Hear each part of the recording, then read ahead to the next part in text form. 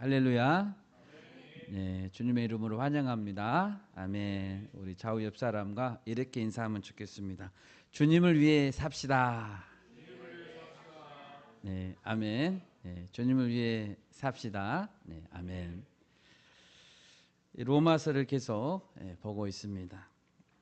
로마 교회 안에는 다양한 배경의 사람들이 참여하고 있었고, 그러다 보니까 각자 중요하게 생각하는 것도 달랐을 것입니다.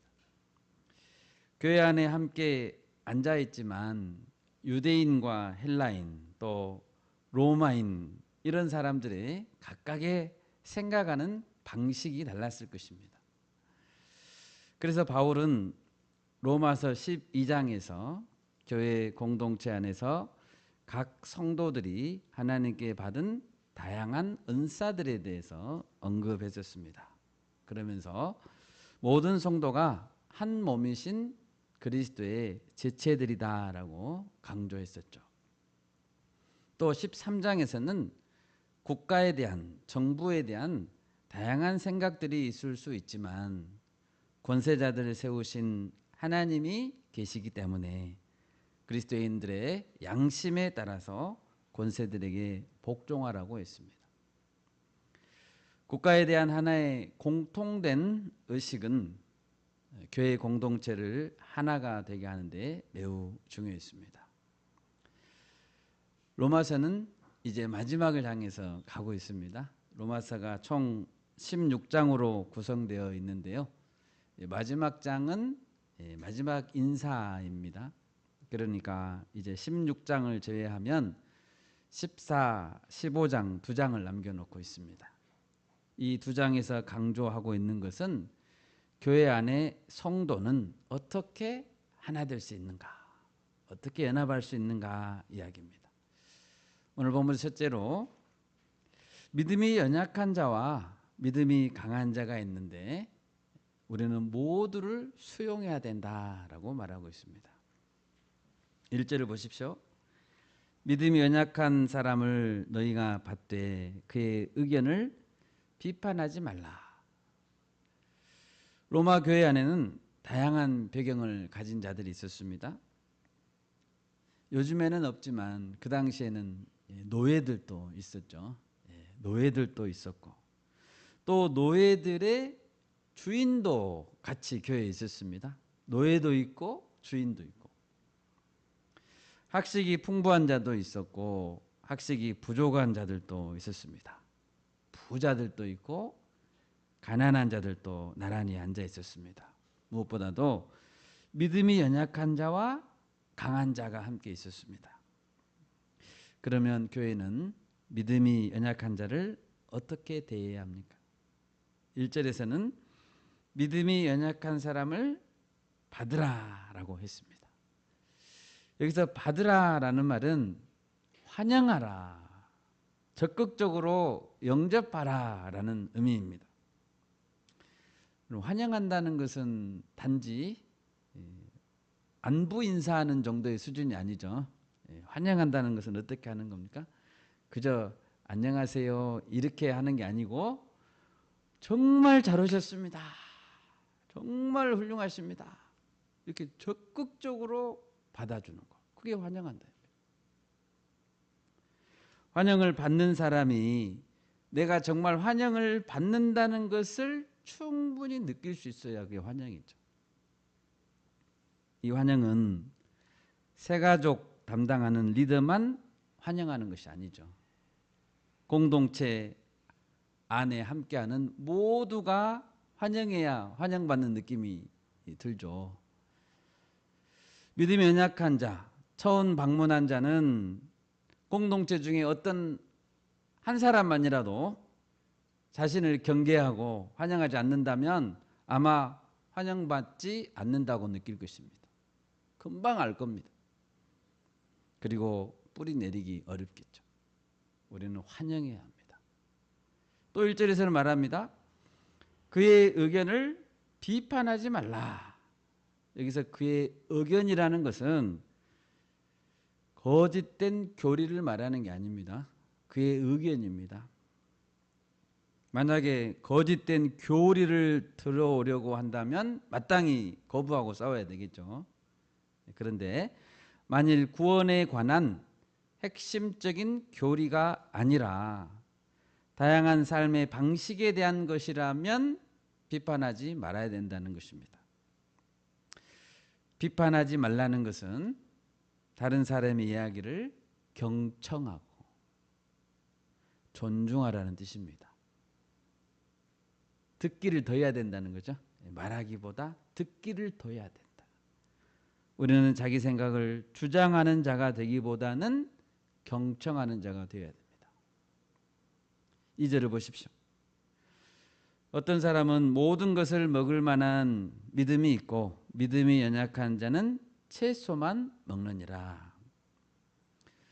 전통적인 유대인들에게는 먹을 수 있는 것과 없는 것이 정해져 있었죠.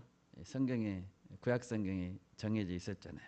그래서 이런 유대식 사고방식을 가진 자들은 이방인들과 함께 식사하는 것도 꺼려했습니다.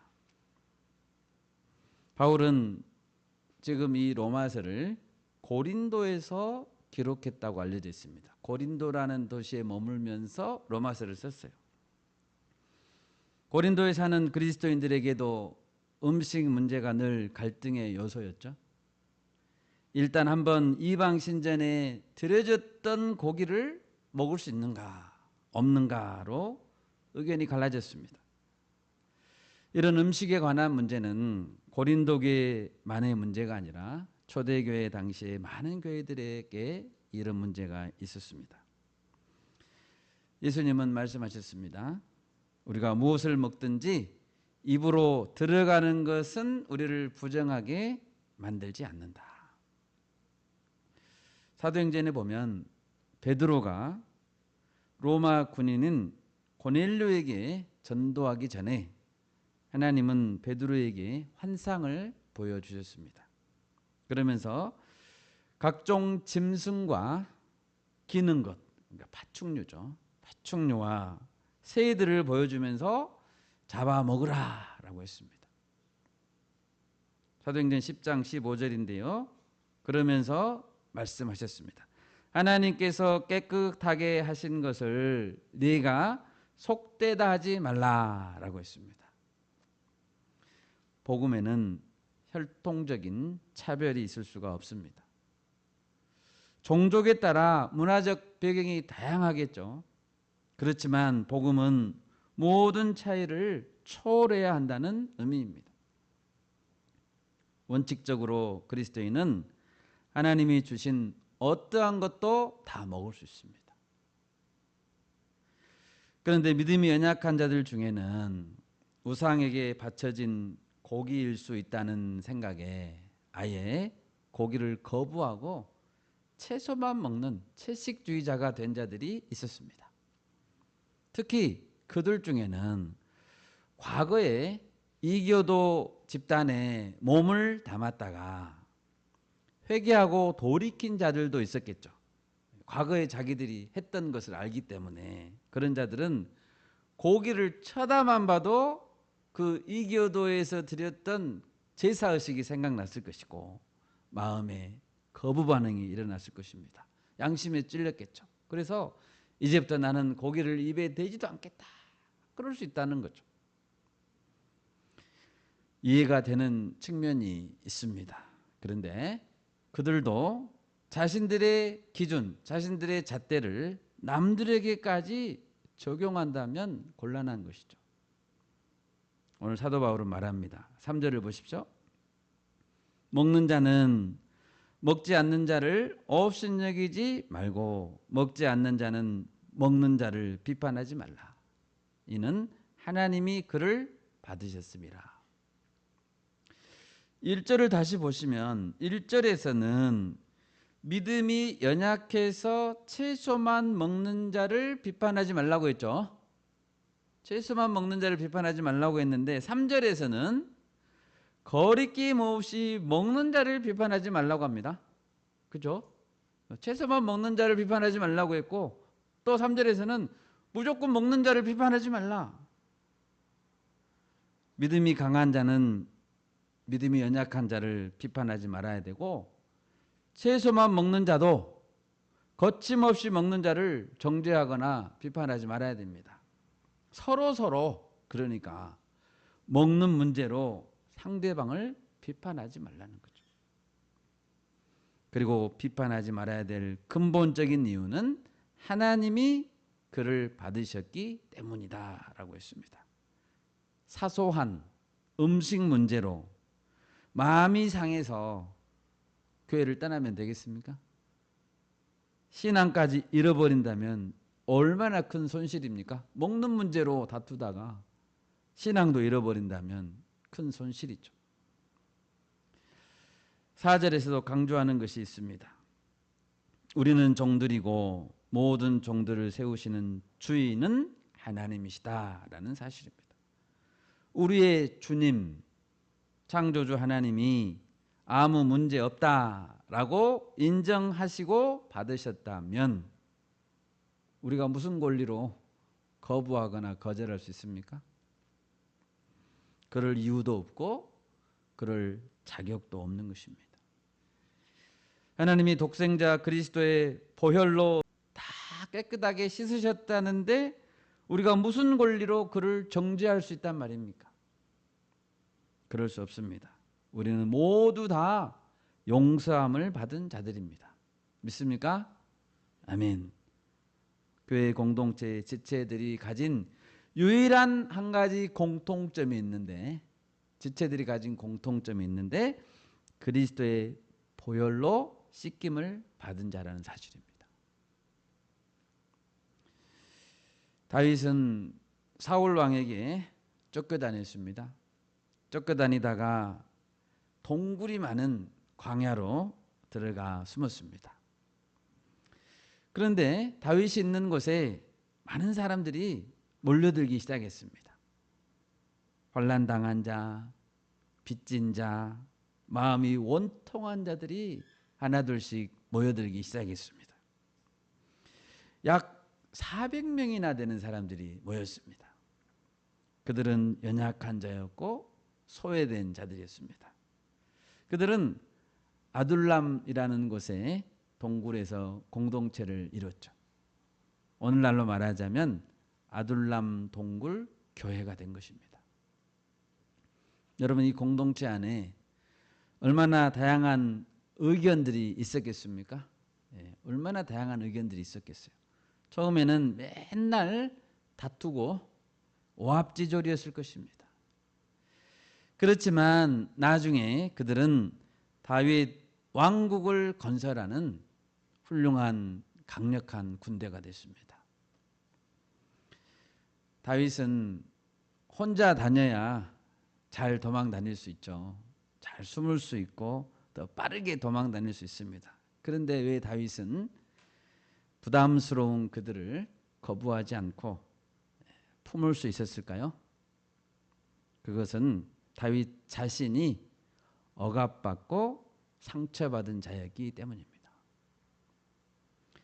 그 고통을 누구보다도 잘 알기 때문입니다.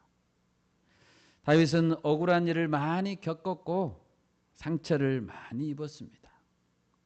그렇기 때문에 다윗은 그들을 이해하고 위로할 수 있었습니다.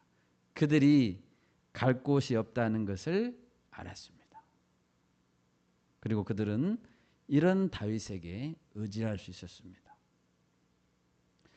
우리 다 같이 이사야서 53장 2절과 3절을 읽어보겠습니다. 우리 같이 한 목소리로 읽겠습니다. 이사야서 53장 2절과 3절입니다. 그는 주 앞에서 자라나기를 연한 순 같고 마른 땅에서 나온 뿌리 같아서 고운 모양도 없고 풍채도 없은즉 우리가 보기에 흠모할 만한 아름다운 것이 없도다. 그는 멸시를 받아 사람들에게 버림받았으며 간고를 많이 겪었으며 칠고를 아는 자라. 마치 사람들이 그에게서 얼굴을 가리는 것 같이 멸시를 당하였고 우리도 그를 귀히 여기지 아니하였도다. 아멘. 예수님 이야기죠. 예수님은 미남이 아니었습니다. 예수님은 장군처럼 풍채가 좋은 것도 아니었습니다. 보기에는 흠모할 만한 것이 아무것도 없었습니다. 그런데 왜 사람들은 예수님께 몰려들고 그분 안에서 안식할 수 있었을까요? 예수님은 질고를 아는 자였기 때문입니다. 예수님은 용서의 사람이었습니다. 사람들은 누구나 이렇게 생각했습니다. 내가 겪어본 많은 고통, 수치, 간고를 이해할 줄 아는 분이 저분이다. 그러므로 예수님을 닮으려고 하는 자들은 어떤 자가 되어야 되겠습니까? 예수님을 닮은 자는 어떤 자도 품을 수 있어야 합니다. 아멘. 어떤 자도 품으십시오. 어떤 자도 품고 섬길 수 있어야 합니다. 바다와 같은 큰 그릇이 되어야 합니다. 그래야 예수님을 닮은 자입니다. 여러분 1절에서 믿음이 연약한 자를 받으라고 했지만 사실 우리 모두는 믿음이 연약한 자입니다. 우리 안에 믿음이 강한 자가 어디 있습니까? 그러면 우리는 모두 다 비판할 수 없습니다. 우리는 모두 다양성을 인정하고 서로 받아주어야 합니다. 서로가 서로를 받아줘야 됩니다. 우리 바울교회가 예수님 안에서 누구나 환영받는 공동체가 되기를 간절히 바랍니다. 아멘. 두 번째로 우리는 사나 죽으나 주의 것이다라는 사실입니다. 그러면 음식과 같이 근본적인 교리 문제가 아닌 문제에는 어떤 것들이 있을까요? 5절을 보십시오. 어떤 사람은 이 날을 저 날보다 낮게 여기고 어떤 사람은 모든 날을 같게 여기나니 각각 자기 마음으로 확정할지니라. 유대인의 출신의 그 배경을 가진 그리스도인들은 전통적으로 중요하게 여기는 날들이 있겠죠. 반대로 이방인 그리스도인들은 또 모든 날을 같게 여겼을 것입니다. 유대인들하고 생각이 다를 수가 있죠. 우리 골로새서 2장 16, 17절을 읽어보겠습니다. 골로새서 2장 16, 17절입니다. 16, 17절 우리 한 목소리로 읽겠습니다. 그러므로 먹고 마시는 것과 절기나 초하루나 안식일을 이유로 누구든지 너희를 비판하지 못하게 하라. 이것들은 장래일의 그림자이나 몸은 그리스도의 것이니라. 아멘. 이런 날들로 비판하지 못하게 하라고 했죠. 먹고 마시는 문제, 절기를 지키는 문제, 초하루나 안식일을 지키는 문제로 비판하지 말아야 됩니다. 비판받지도 말아야 됩니다. 하나님께서 율법을 주신 것은 그리스도를 미리 보여주기 위한 것입니다. 율법은 그리스도를 보여주기 위한 것입니다. 그런데 예수님이 오셨습니다. 예수 그리스도로 인한 구원의 길 외에는 다른 길은 없죠. 예수님이 실체이고 다른 모든 것은 예고편이고 그림자입니다. 실체가 오셨다면 그림자에 매달릴 필요가 없는 거죠. 실체가 오셨는데요. 그렇다면 성도는 무엇을 위해 살아야겠습니까? 우리 본문 6절 말씀 같이 한 목소리 읽겠습니다. 6절 말씀 14장 6절 말씀 시작. 나를 중히 여기는 자도 주를 위하여 중히 여기고 먹는 자도 주를 위하여 먹으니 이는 하나님께 감사함이요 먹지 않는 자도 주를 위하여 먹지 아니하며 하나님께 감사하느니라. 아멘. 저는 아프리카 교회에서 예배를 드린 적이 없지만 아프리카 예배는 시작하는 시간은 있는데 끝나는 시간은 없다고 합니다. 성령의 감동, 축제 분위기가 고조되면 찬양과 기도가 수시간째 계속된다고 합니다. 그래서 어떤 신문 기사에는 아프리카 예배를 취재하면서 기사 제목을 썼는데 이렇게 썼습니다. 부흥도 흥이다 이렇게 썼습니다. 흥이 있다는 거죠. 그들의 예배에는 춤과 찬양과 악기 연주가 자유롭고 하나님과의 교제로 인한 기쁨이 자유롭게 표출됐습니다. 이런 예배 한번 드려보고 싶죠. 남미의 예배도 그렇다고 합니다. 감성적이고 역동적이고 열정적인 찬양으로 유명합니다.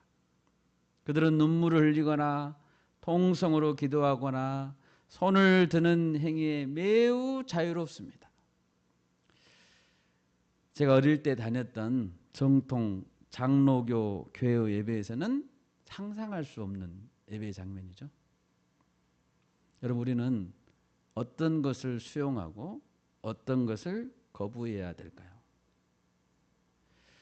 그것의 기준이 무엇입니까? 그것은 주님을 위하여입니다. 정말로 주님께서 주신 바른 신앙의 양심에서 나오는 것이라면 수용할 수 있어야 합니다. 주님을 위한다는 것은 주님께서 원하시는 영혼들을 위한다는 것입니다. 주님께서 회복하기를 원하시는 잃어버린 자들을 구원하기 위한다는 말과 똑같은 말입니다. 그것이 주님을 위하는 것입니다. 사도 바울은 평생 주님을 위해 살았습니다. 그런데 그것은 곧 한 영혼을 얻고자 하는 최선의 노력이었습니다. 주님을 위한다는 것은 뭐라고요? 한 영혼을 얻고자 한다는 것이라고요. 우리 고린도전서 9장 19절에서 22절을 찾아보겠습니다. 고린도전서 9장 19절에서 22절까지 우리 같이 읽겠습니다. 내가 모든 사람에게서 자유로우나 스스로 모든 사람에게 종이 된 것은 더 많은 사람을 얻고자 함이라.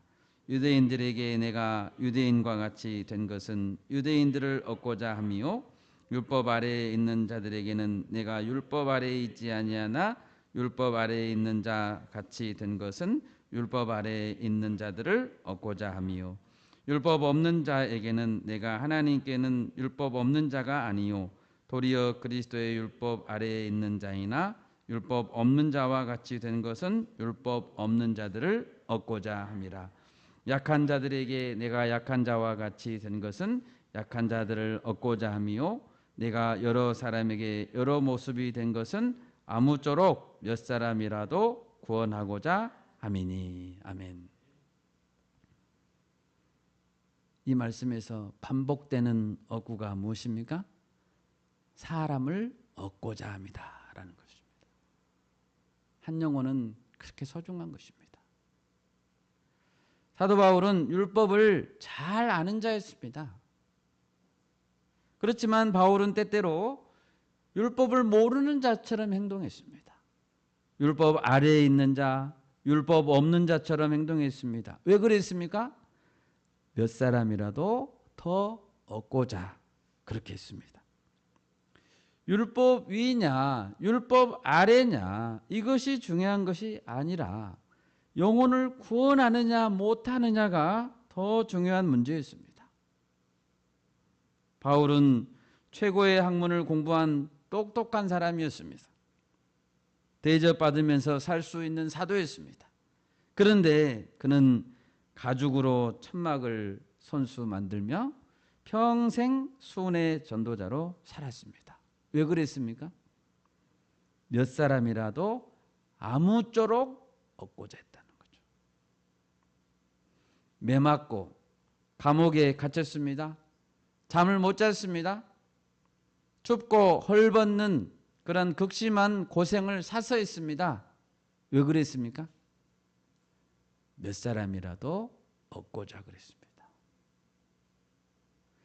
그런데 그런 바울에게 육체적인 고통을 훨씬 뛰어넘는 더 심한 고통이 있었습니다.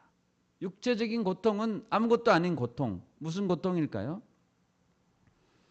고린도서 11장 28절입니다. 우리 27절부터 읽어볼까요? 27절, 28절 이렇게 읽어보겠습니다.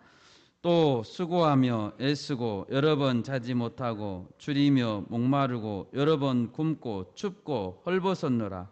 이 외의 일은 고사하고 아직도 날마다 내 속에 눌리는 일이 있으니 곧 모든 교회를 위하여 염려하는 것이라. 아멘. 그것은 교인들을 향한 염려였습니다. 이 염려는 날마다 있었습니다. 육체적인 고통은 끝나면 좀 없을 수 있는데 마음에 있는 교회를 위한 염려는 떠나지 않았습니다. 양들 때문에 겪는 마음고생은 그의 내면을 녹아내리게 했습니다. 그의 뼈를 썩게 만들었습니다. 너무 힘들었습니다. 그것은 손발로 하는 수고보다 더 큰 고통이었습니다. 밥을 굽는 것보다 더 큰 고통이에요. 한 번은 바울은 에베소 교회 리더들에게 이렇게 말했습니다. 그러므로 여러분이 일깨어 내가 3년이나 밤낮 쉬지 않고 눈물로 각 사람을 훈계하던 것을 기억하십시오.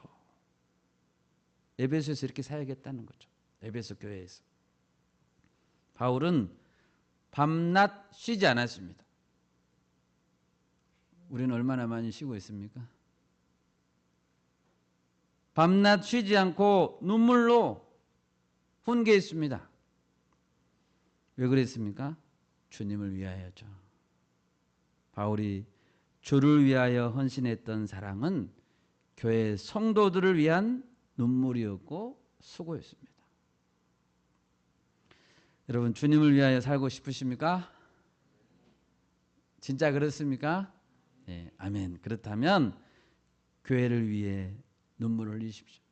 그리고 수고하실 수 있기를 바랍니다. 그것이 특권입니다. 아무나 그렇게 할 수 없습니다. 7절을 보십시오. 본문 7절입니다. 우리 중에 누구든지 자기를 위하여 사는 자가 없고 자기를 위하여 죽는 자도 없도다. 여러분, 가장 어리석은 사람은 자기를 위해 사는 자입니다. 자기를 위해 살고 자기를 위하여 죽는 자가 가장 어리석은 자입니다. 어떤 사람의 묘비에 이렇게 기록되어 있다고 해봅시다. 평생 자기를 위해 살다가 자기를 위해 죽다. 누가 이런 사람을 존경하겠습니까? 누가 잘 살았다고 이 사람에게 말하겠습니까? 평생 자기 가족을 돌보며 살다가 죽다. 이렇게 묘비에 기록된 사람은 가족 몇 사람에게는 좋은 평가를 받을 수 있어요. 하나님께서 그 사람에게 좋은 평가를 내릴까요? 사도 바울이 자기 자신을 위해 살았습니까? 아니면 자기 가족을 위해 살았습니까? 베드로와 요한은 어땠습니까? 조선 땅에 왔던 선교사님들이 자기를 위해 살고 자기 자녀들을 위해 살기로 마음 먹었다면 오지도 않았을 거고 조선에 오자마자 바로 돌아갔을 것입니다. 왜 그러죠? 사람들에게는 소망이 없어 보였거든요. 전도를 위한 환경은 너무 척박했기 때문이죠. 영아 사망률은 너무 높았기 때문입니다. 자기 자녀들이 다 죽게 생겼어요. 여기서 500m 떨어진 양림 동산 선교사 묘역에 가보십시오. 금방 알 수 있습니다. 만약 자신을 위해 자기 가족을 위해 살았다면 누가 그런 사람을 훌륭한 그리스도인이라고 평가하겠습니까? 여러분, 우리는 누구를 위해 살아야 될까요? 8절입니다. 우리가 살아도 주를 위하여 살고 죽어도 주를 위하여 죽나니 그러므로 사나 죽으나 우리가 주의 것이로다. 아멘입니까? 아멘. 고린도전서 10장 31절에서도 이렇게 말했습니다. 그런즉 너희가 먹든지 마시든지 무엇을 하든지 다 하나님의 영광을 위해서 하라라고 했습니다. 그러면 이렇게 주를 위해 살 수 있는 원동력은 어디에 있을까요? 주를 위해 계속해서 살 수 있는 원동력. 뒤돌아서지 않고 계속 주를 위해 살 수 있는 원동력이 무엇입니까? 그것은 6절에 반복된 어구에 있습니다. 6절에 반복된 것과 같이 하나님을 향한 감사였습니다. 하나님을 향한 감사. 주를 위해 사는 삶은 아무나 살 수 없습니다. 억지로 살 수 없습니다. 흉내는 낼 수 있어요. 억지로 살 수 없죠. 무엇이 반드시 필요합니까? 반드시 하나님께 감사하는 마음이 있어야 합니다. 무엇에 대한 감사일까요? 당연히 죄의 사슬로 매여 있는 나에게 자유를 주신 은혜에 대한 감사입니다. 우리는 그리스도의 보배로운 피값으로 사심받은 자들입니다. 그래서 주님의 것입니다. 그래서 감사해야 되는 것입니다. 여러분, 하나님이 아니라 사람에게 감사하는 마음이 있어도 봉사할 수는 있습니다. 사람에게 인정받고자 하는 마음으로도 열심히 살 수 있습니다. 그런데 사람을 향한 기대와 감사는 반드시 한계를 보이게 되어 있습니다. 그리고 인간적인 보상을 바라게 되어 있습니다. 우리는 은밀한 중에 보시고 갚으시는 하나님께 감사하는 마음으로 살아야 됩니다. 사람들이 인정해 주든지 않든지. 감사하지 않는 자는 결코 주를 위해 일할 수 없습니다. 우리 모두 감사하는 자가 됩시다. 아멘. 마지막 세 번째로 각 사람은 하나님께 자기 일을 직고하게 될 것이다 라고 했습니다. 8절에서 우리는 사나 죽으나 주의 것이라고 했습니다. 우리는 주의 것이기 때문에 최종 평가는 누가 내립니까? 당연히 주님이 내리죠. 주님의 것이니까 최종 평가도 주님이 내립니다. 내 인생에 대한 진정한 평가는 누가 내릴까요? 당연히 주님이 내립니다. 옆 사람이 내리는 게 아닙니다. 주님은 살아있을 때에도 죽은 후에도 영원토록 나의 주님이 되십니다. 10절과 11절을 보십시오. 우리는 모두 하나님의 심판대 앞에서 서서 우리의 행동에 대해 해명해야 할 때가 올 것입니다. 심지어 내가 무심코 내뱉었던 무익한 말, 지나가면서 무심코 내뱉었던 무익한 말 한마디까지도 우리는 신문을 받게 될 것입니다. 우리는 형제를 비판해서는 안 됩니다. 그가 의인인지 악인인지 착한 사람인지 착하지 않은지 우리는 비판할 수 없습니다. 한 사람의 말과 행동까지 저울에 달아보시고 심판하실 분이 하나님이시기 때문입니다. 어떤 사람에 대해서라도 최종 평가는 내리지 맙시다. 아멘. 우리는 최종 평가를 내릴 자격이 없습니다. 저 사람은 저래서 안 돼. 우리는 어떤 사람의 영혼에 대해서 그 영혼에 대해서 제대로 평가할 수가 없습니다. 우리는 그럴 능력도 안 되고 자격도 없습니다. 예수님 말씀했습니다. 마태복음 12장 36, 37절입니다. 내가 너희에게 이르노니 사람이 무슨 무익한 말을 하든지 심판날에 이에 대하여 신문을 받으리니 네 말로 의롭다함을 받고 네 말로 정죄함을 받으리라. 우리는 얼마나 말을 조심해야 되겠습니까? 그 말을 다 듣고 계신다는 거죠. 우리가 말 한마디라도 하나님 앞에서 믿음의 말을 하고 사랑의 말을 할 수 있기를 바랍니다. 아멘. 말씀을 맺겠습니다. 오늘 우리는 그리스도 안에서 형제를 비판하면 안 되는 이유에 대해서 살펴봤습니다. 믿음이 약한 자도 강한 자를 받아줘야 되고, 믿음이 약하지만 강한 자를 받아줘야 됩니다. 당연히 강한 자도 약한 자를 비판하면 안 됩니다. 어떻게 하면 교회 공동체는 하나의 목표를 향해 한 마음으로 연합을 이룰 수 있습니까? 사람에게 인정받거나 사람에게 감사하는 마음으로는 하나 될 수 없습니다. 오직 하나님께서 내게 주신 구원의 은혜를 잊지 않고 감사해야 합니다. 그리고 주님을 위해, 주님의 교회를 위해 수고하고 울어야 합니다.